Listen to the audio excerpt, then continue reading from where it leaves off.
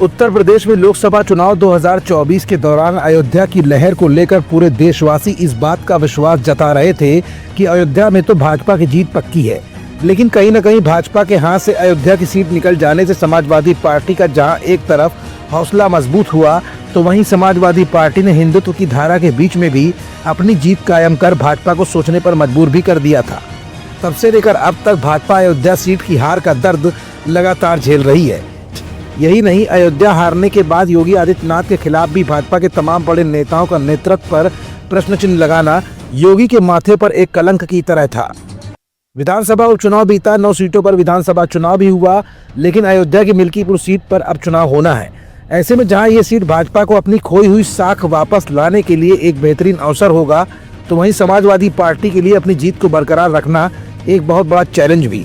और इसी चैलेंज को पूरा करने के लिए अखिलेश ने कौन सा ट्रम्प कार्ड खेला है, और हार का कलंक झेल रहे योगी आदित्यनाथ ने अखिलेश के इस चैलेंज को पूरा करने के लिए कौन सा अभेद किला बना डाला, और सांसद अयोध्या प्रसाद के बेटे अजीत प्रसाद के खिलाफ भाजपा ने किस दिग्गज को उतारने का मन बनाया है। कहीं ऐसा तो नहीं कि योगी सरकार का ड्रीम प्रोजेक्ट उत्तर प्रदेश में होने वाले महाकुंभ को लेकर आस्था की मजबूत कड़ी को और भी ज्यादा दमदार करने के लिए योगी ने एड़ी से चोटी तक का जोर लगा रखा है।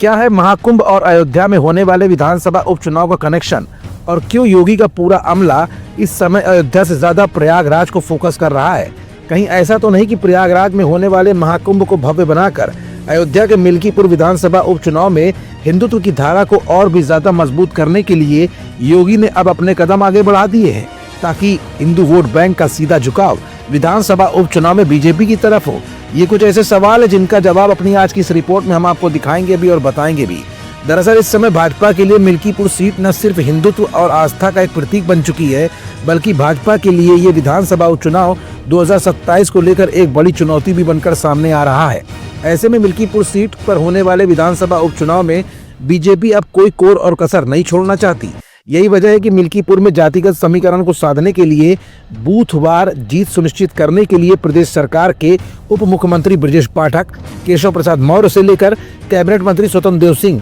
जेपीएस राठौर, दयाशंकर सिंह, मयंकेश्वर शरण सिंह, सतीश शर्मा को लगाया गया है। इसी सीट पर समाजवादी पार्टी ने जहां अयोध्या से सांसद अवधेश प्रसाद के बेटे अजीत प्रसाद को मैदान में उतारा है, तो वहीं दूसरी तरफ बीजेपी ने अपने प्रत्याशी की घोषणा तो नहीं की, मगर चर्चा कई नामों पर है। मिल्कीपुर सीट पर प्रत्याशी की दौड़ में सबसे ज्यादा आगे गोरखनाथ बाबा का नाम चल रहा है, जो सबसे ज्यादा प्रबल दावेदार हैं। वजह 2017 में मिल्कीपुर से विधायक रह चुके गोरखनाथ 2022 के विधानसभा चुनाव में सपा प्रत्याशी अवधेश प्रसाद से महज 13,000 वोट से ही हारे थे। ऐसे में गोरखनाथ बाबा के इलाके में राजनीतिक पकड़ और जातिगत खेमेबंदी दावेदारी को मजबूत करती है। अब देखना ये होगा कि समाजवादी पार्टी के अयोध्या सांसद अवधेश प्रसाद के बेटे अजीत प्रसाद समाजवादी पार्टी की जीत का सिलसिला बरकरार रखने में कामयाब हो पाते हैं, या फिर गोरखनाथ बाबा योगी आदित्यनाथ की छवि को मजबूत करने की कोशिश में आगे आते हैं।